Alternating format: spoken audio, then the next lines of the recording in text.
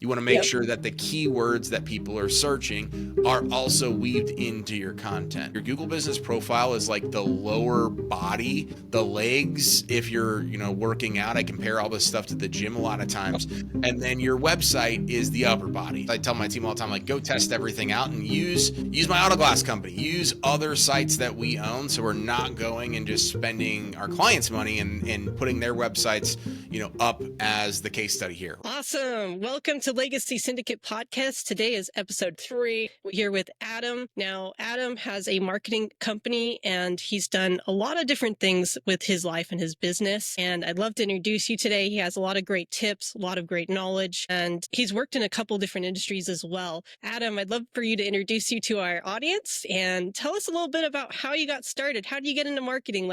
What was your background? What was your story with that? Yeah, thanks for having me, Julie. My name is Adam McChesney, CEO and founder of Builders of Authority here in St. Louis, Missouri, where I've lived pretty much my entire life. Back in 2018, I was in medical device sales, so I did that for about 5 years and was traveling a lot, and one day just decided to see if there was something else out there where I could make good money and really be my own boss. Right? Never had an entrepreneurial background or anything like that, but typed into to Google on my computer how to make money online, and got targeted with all these types of ads and kind of seeing everything, and ended up getting back on Facebook and got retargeted by an ad that sold me on the idea of digital real estate through digital marketing.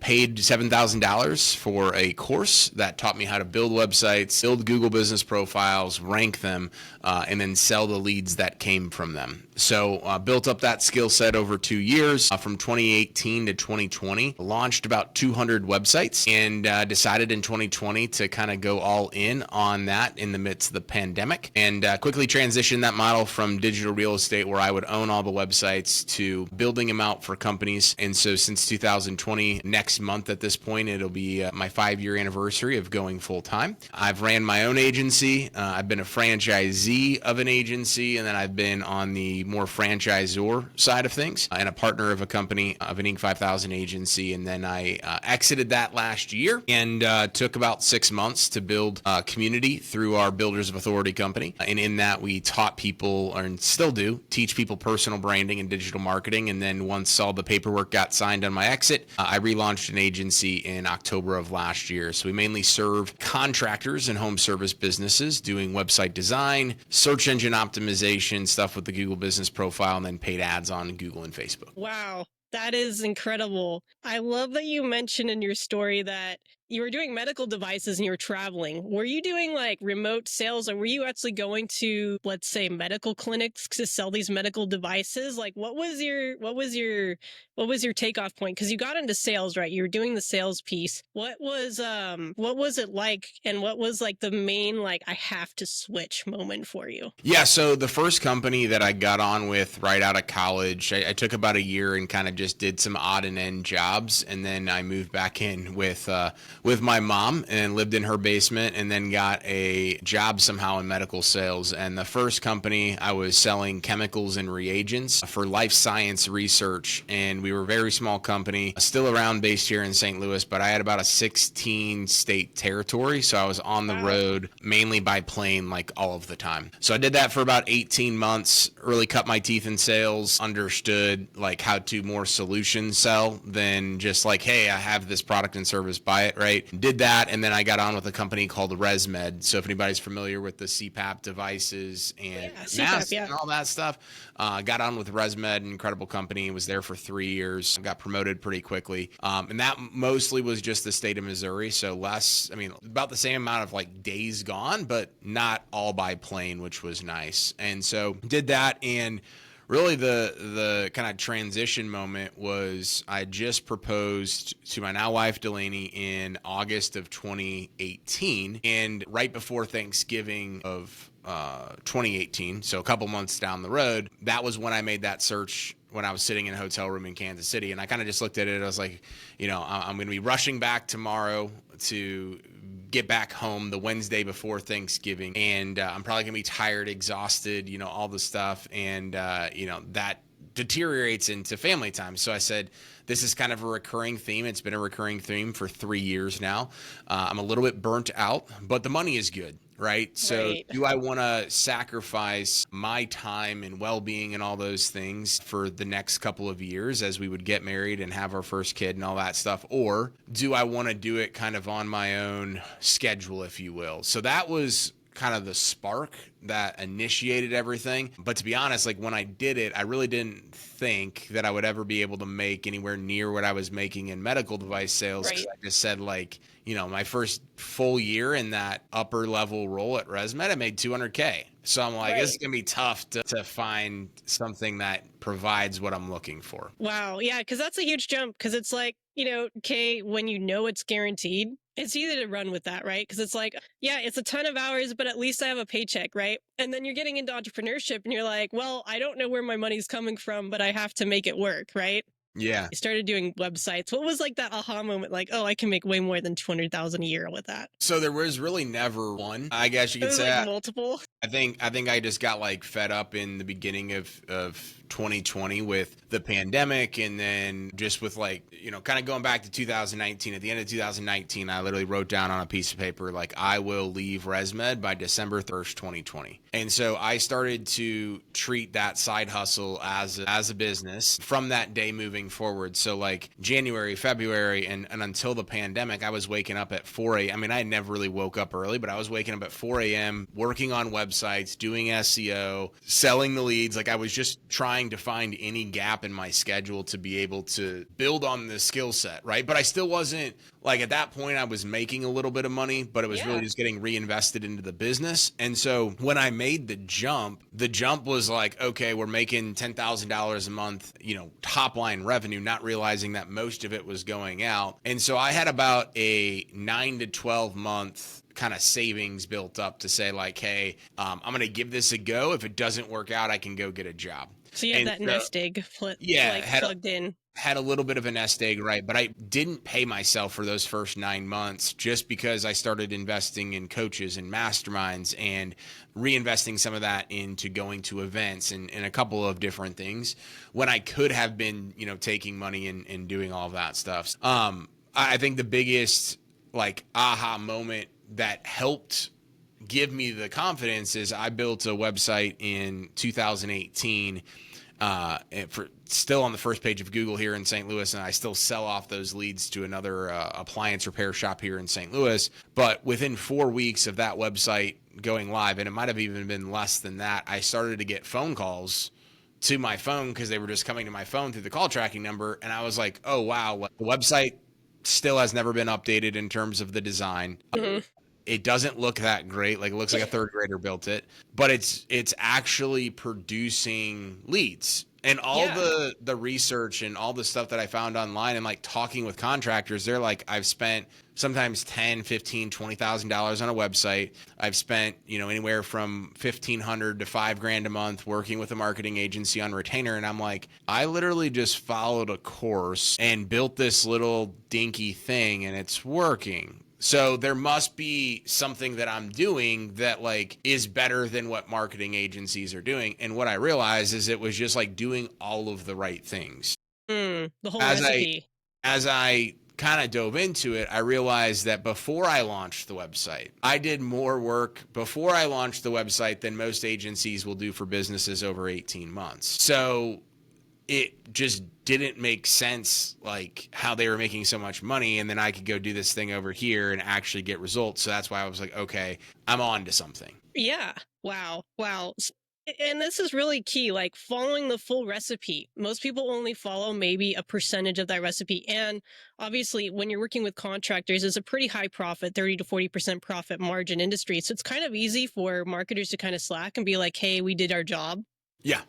Yep. Right. And you came into that market and be like, heck no, I did all of the right things and I did the entire recipe for only a portion of that cost. Yeah, well, and kind of one of the reasons why I've gone throughout different phases of like owning agencies. So I had my first agency, then I became a franchise of an agency, then I became a partner of that agency, and then now, in less than 5 years, I have my own agency again, right? And so I just realized that I have very, very high standards, and it's not that, yes, they are high standards based on myself and based on the industry and what I expect of my team and what I expect of my clients, but in reality, reality, it's like, okay, none of this stuff is like rocket science by any means. But so many people, as you mentioned, either cut corners, delay the amount of time it takes to actually get the results so that way they can keep getting paid the retainer time and time again, and kind of string people along, where I'm like, okay, I've been the Inc. 5000 agency with 500 clients and 175 employees. I've been a part of that, right? But that's not the lifestyle I want to live. That's not the burden that I want to carry. And I just don't want to be that big. I want to have my piece of the pie. I want to stay in my lane and do my thing and help as many people as I possibly can, either directly or indirectly with their business and their life in general. I love that. I love that. Now, this is kind of an interesting question because a lot of people are thinking, hey, like, we want to have team members. We want to have a team. We want to have a pretty large company. And what are your thoughts compared to the model you're using now compared to the agency model and having multiple team members? Were you ever able to switch out with a CEO? Like, what was your scaling model? And where do you think, if you were to do it over again, would you make any changes to that scaling model you used? Yeah. So like the first time, it was myself running the agency for 9 months before I became a franchisee. And so the minute that I became a franchisee, I hired my first employee, and they were an account manager. And then I grew that to about 10 full-time employees when I was a franchisee. Then I merged and became a partner of all the stuff where we had so many different employees. When we relaunched in October, I kind of launched the model that I always wanted to do, where there was quality and quantity. Meaning that from a deliverables standpoint, right? Like we are priced at where I was priced previously with maybe a little bit of an increase from where we were at, fairly priced for the market for what we offer as far as the service goes. But we're doing way more in terms of, like, as an example, adding 10 new pieces of content to a website every single month versus most people at our price point may do 3 to 5. That's if they do that at all, right? Yes. So we're doing it at a very, very high level with high quality and all of those different things. But right now I have, we went from me and 2 employees when we relaunched in October of last year to now we're at 17. So we are doing it in the way in which I always wanted to do it, but I'm not chasing like, how do we get to, a $5 million business? I'm pretty content with like, how do we get to like that 2.5-3 million? And that's kind of the sweet spot for agencies, unless I do want to grow it with a lot more complexity. And that's one of the things I've learned a lot in business is so many people are out there on the internet talking about go build these massive freaking companies that have so much complexity to it, but the profit margins are super low. In some of these instances, especially in the agency model, like they're losing money, like it's like, oh, hey, you did, 2.5 million, but you literally lost money. So it's like, what's the point? So I've just gotten a little bit smarter, I think you could say, with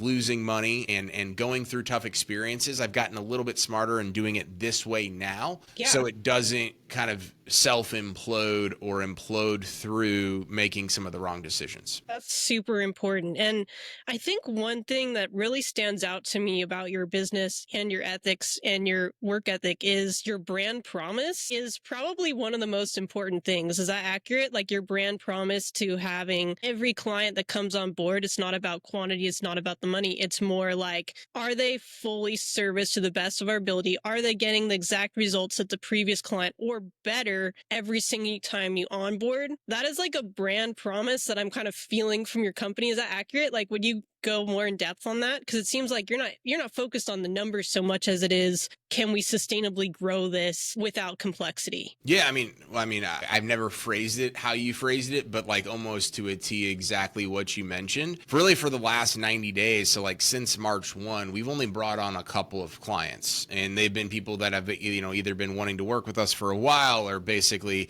we've been conversations with them for months or sometimes even years. And the reason being is that we grew to a certain level with the employees that we had. And as you go and you bring on more people to your team, right, and you build out more processes and systems, just selling more revenue because you can doesn't always fix the kind of the foundation. So we've, the last 90 days, really built out every process and system that we've needed in order to, in June, kind of really scale it up to another level. So that's one aspect of it. The other aspect of it is I built 200 websites and, with the help of a couple team members before I ever actually sold one to somebody. And so very few marketing agencies in their lifetime ever build 200 Most websites, people even if build they've their been. first website on a $500. Exactly. So I had my expertise and my skill set like in the thick of it, but I also had invested obviously money, time, and resources into doing that. And we're still building out some of those websites. Like a lot of those ones have tapered off, or we've sold them, or we've winded them down, but we're now building new ones, right? So like I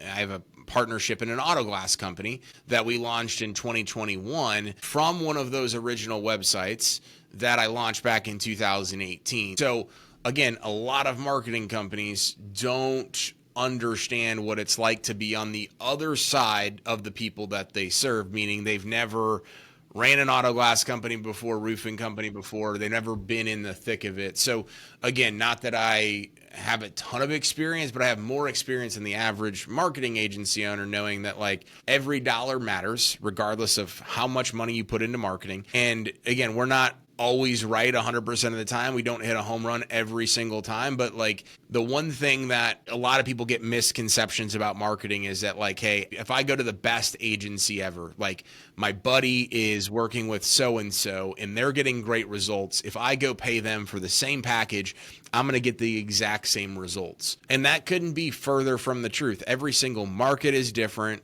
The competition is different. The time of the year is different. The baseline of how long you've been in business and how long you've been doing marketing and how many Google reviews you have and all those things, like there's so many different factors. So I always tell people is like, don't hire the agency based on the results that you heard from somebody else. Hire based on your trust of whatever information you've compiled, but knowing that when something doesn't go like exactly to a T, is that an agency and is that a person that you're ultimately going to trust to go figure it out?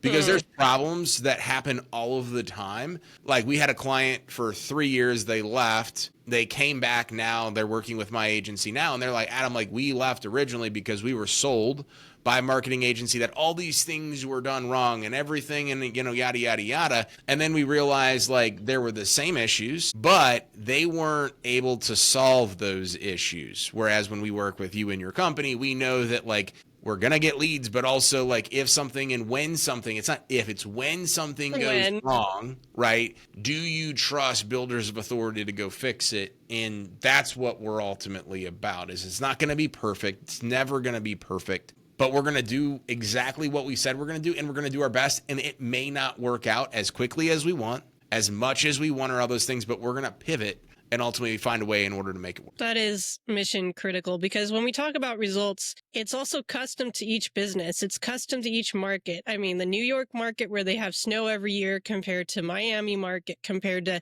whatever location you're in, like all those things matter. And then what's most important is an agency or whenever you're delivering a service, your ability to pivot, problem solve and be like, hey, we've never tried this before, but based on our research and what we've talked about with other people to solve this problem, we're going to try this out because we're committed to getting at least the result that we talked about initially. And we're going to like do everything in our power to make it work. And a lot of times they'll just see people dip out once they find out that it's like, oh, this isn't a cookie cutter thing. We're not going to go out of our area to make a new solution. But you guys are like, hey, you know, this is our field of expertise, but we're going to create a new solution for this type of problem, because next time someone comes through, a new client comes through, you now have a new piece in your arsenal to help solve that. Yeah, absolutely.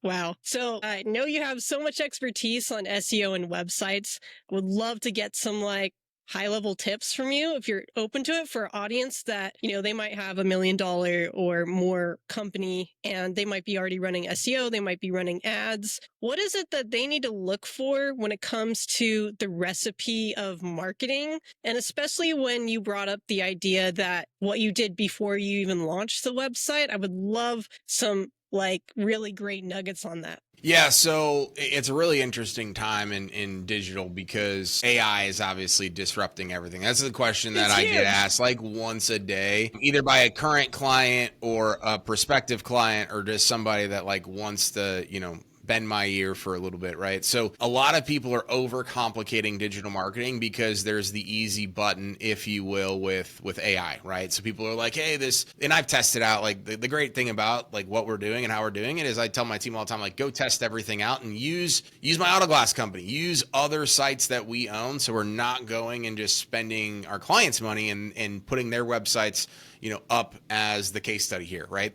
That's super awesome. And once we've proven the concept, we can go and utilize it for them. If it doesn't work, great. Then we didn't put their stuff, at the forefront of it, right? But what I'm seeing and kind of what has continued to be true is like, if you do the right things, regardless if you do it by hand or if you do it with AI or you do it however you do it, like it's still moving the needle forward. Now, things are changing, right, in the way in which people search because there is ChatGPT, and Google last week announced their AI mode that'll be probably readily available for people here in the US very, very soon. And so you just have to change and adapt. It's no different than an algorithmic change on Google that they favor this versus they favor that. But to break it down kind of in the most simplistic format is if you're just getting started and taking this stuff seriously, or you want to take it to the next level, a lot of this stuff starts and ends with your Google business profile. So your Google business profile is a subsection of SEO, right? So I look at your website and your Google business profile as like your Google business profile is like the lower body, the legs. If you're, working out, I compare all this stuff to the gym a lot of times. Oh, that's great. And then your website is the upper body. So it's like the shiny thing that you can make prettier than everybody else. The Google business profile is like the thing that you have to work out unless otherwise you don't. It's going to, you never want to skip leg day, right? So the best thing that you can do, right, is just get more quality Google reviews and quantity of them, right? So if you look and you type in roofer near me or roofer St. Louis, like it doesn't matter. Now there's SEO tactics and strategies that you can do if you're like, your company, Julie, my company, and the guy down the street, we're all at like between 100 and 105 reviews. There's not a lot of difference there, right? Yeah. So like there are some things that we can do to like proactively do it, but like you're not going to be in the map pack in the top 3 if you have 5 reviews and everybody else has 500 and 1,000. Like it's just, like people get so confused by that and marketers say, oh, hey, I have a trick. No, you don't. Like Google's smart, right? So getting quality and quantity reviews is massive. So that's like the biggest thing that you can do that will help escalate your growth on the SEO side through your website. Now, making sure your Google business profile is filled out and descripted correctly. The description's there. All the information about your business is there. You have photos, you have like a cover photo, logo, all that different stuff. And you're posting consistently being like at least once a week, if not more. So that's one aspect of it. But then on a website, for example, every single page of your website, other than let's call it maybe the About Us page, the Gallery page, and the Contact Us page. So there's not a lot of content. There's more pictures and storytelling. Like on the About Us page, Contact Us page is like just contact us, right? Every other page on your website can and should be its own lead generator inside of the bigger funnel that is your site. So what I mean by that is if you're a roofing company and you just have like a roofing services page, like that is your services page on your website, but you don't have roof repair versus roof replacement. You don't have residential versus commercial.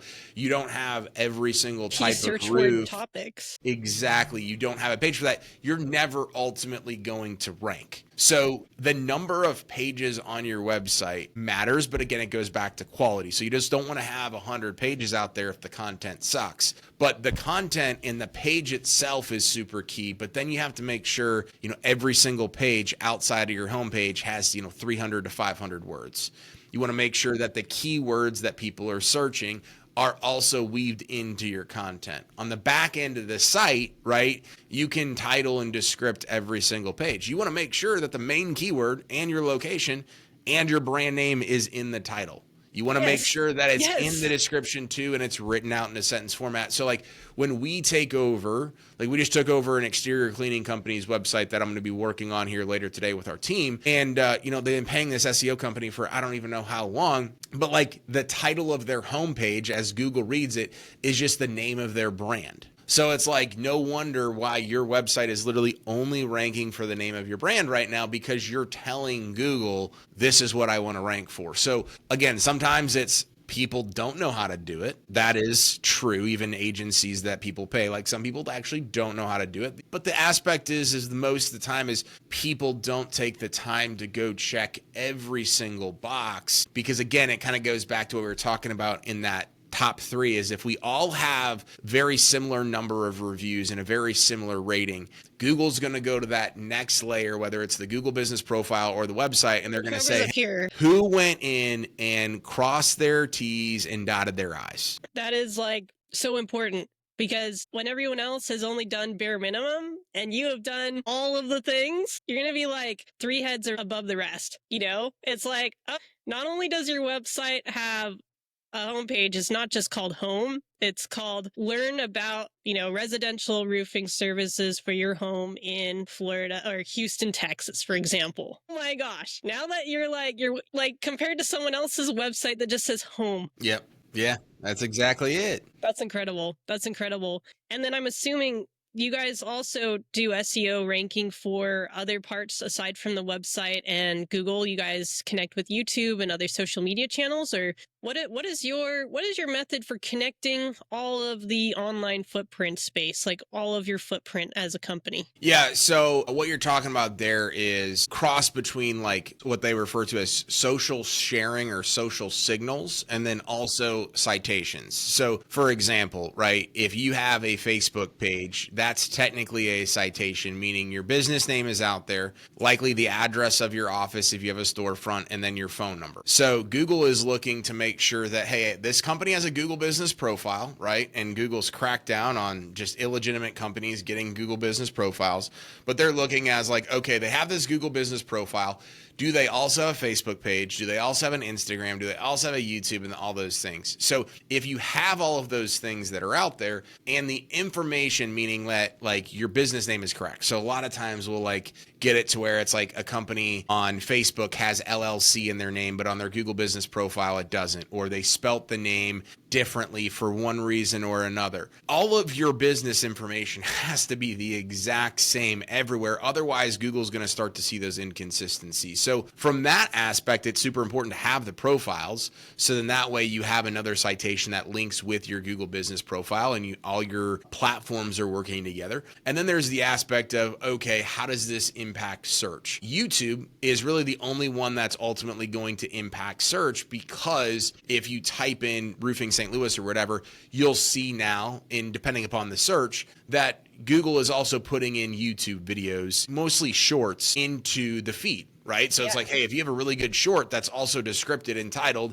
and using the right hashtags, your stuff is ultimately going to populate. But I would say, like, for home services, right, less people are going to a YouTube search and saying roofing company near me, but it's more about having the real estate out there and allowing Google to rank your YouTube videos. That makes total sense. And shorts is a really interesting topic because attention spans, right? People aren't watching an hour-long video. They're more likely to watch a short, especially with YouTube and stuff like that. But then Google is going in, and if you say, how-to tips and tricks, how to tell if your roof is leaking, and that's the title of your reel, and then you put your location on it, when someone types into Google, it's going to be in the suggested YouTube once they get to the video section of that search. Absolutely.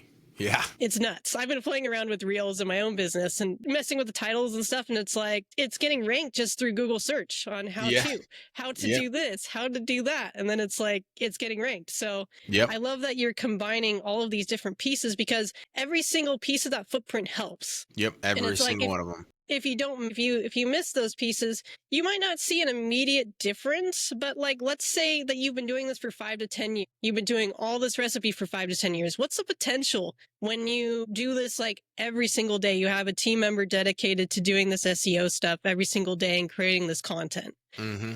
Yeah. Like what's the outcome on that? I mean, so all this stuff compounds, right? So like for our SEO stuff on our auto glass company, we literally took about 6 months off of doing SEO because we were in transition last year and all that stuff. And then we started back up in April of last year, and we started to do things at a higher quality and quantity, and things started to take off again. But even in that space where we weren't doing stuff, we were still ranked number 1 for a lot of keywords. We were still on the map pack. We were still all those different things. So it's like, if we hadn't done SEO on that, for, let's call it, at that point, it was 5 years. So it was 5 years of that website. I've been doing that. If I did SEO for 6 months and then took 6 months off, like everything that I'm basically doing is going to be dropped off. But because we had done it for 5 years, took 6 months off of, and not that we didn't do anything, we just didn't do it to the same level and degree we had been doing it previously. And then when we restarted, we took it to a whole other level. So now we're ranking for thousands of keywords and doing all of these different things. And so that's the benefit is, right? So the longer you do it, if you do need to take time off or you do need to pivot or reallocate resources or whatever it might be, the less likely it is to dramatically impact it, as long as you have a plan of when you're going to come back and do it. But if you just do it for 6 months, try to take 6 months off, like you're going to lose basically everything. It's like, can't have it that way. You lose your deadlifts and your squats. Yeah, exactly. You can't skip leg day. You can't skip leg day. That's really interesting too, because so there's some things you do in your business where, like, for example, if you just stop cold calling or you stop doing specific things next week, even if you do it for 5 years, there's not too much catch up. Like you don't have calls. If you don't call, you don't have calls, right? If you don't call, you don't have appointments. With SEO, even when you're sleeping, people are searching on Google, right? So it's almost, if not equally as important as lead generation. It's like, you should definitely have it. It's like literally your foundation. It's like one of your foundations for cash flow, essentially. Yeah, 100%. And well, I have a question for you, because I have a lot of like contractors, roofers, the service providers that are going out, they're doing these cold calls, they're doing their door knocking, they're doing all this stuff, or even maybe they're a service provider and they're just focused on leads and they're not touching their SEO like they should be.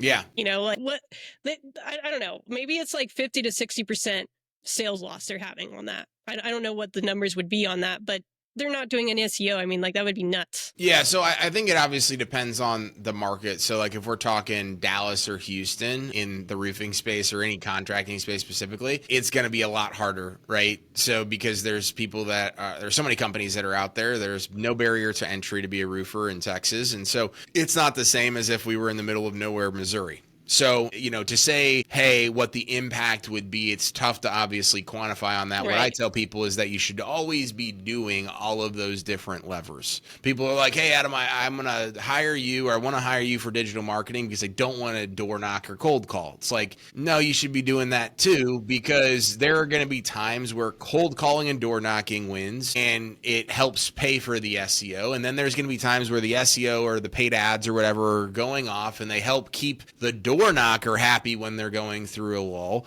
And so to have only like 1 or 2 or maybe even 3 just lines in the water and not have 10, you're doing a disservice both short-term and long-term, because if door knocking is working, you're going to say, okay, this is working, I'm going to ride the wave, I'm going to turn everything else off. Well, the minute door knocking stops working and the minute a storm doesn't happen when you anticipate it to, it's like, oh crap, I should have been doing the SEO stuff the entire time. So I'm a big proponent, and I think what I try to instill with a lot of the content and the value and education that I do is like, there's nothing that's a one-trick pony. Even like SEO, like our auto glass company now, we have a ton of commercial contracts.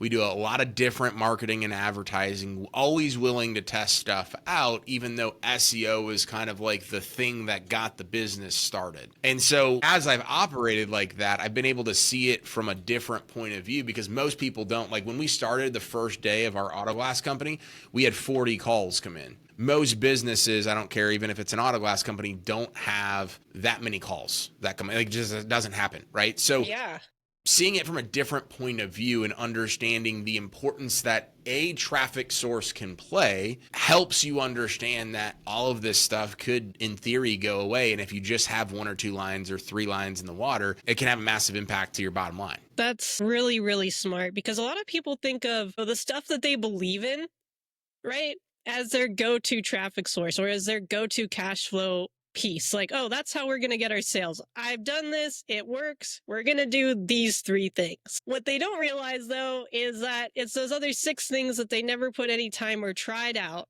that are going to cover for when those 3 things that they do, that sometimes, what happens if those 3 things stop working? Yeah.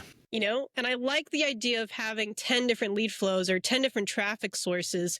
I feel like SEO covers a big portion of it, but then you still need to be door knocking, still need to be doing your lead gen services, your ads your ad spend, like, and any other types of things that you're doing, like they all need to be in sync, because now you don't just have a company or an engine, you have multiple engines all funneling into the company, and that's how you can keep your payroll up, that's how you can keep your people's salaries, that's how you can keep your customers happy, like that's how you Mhm. keep things rolling, right?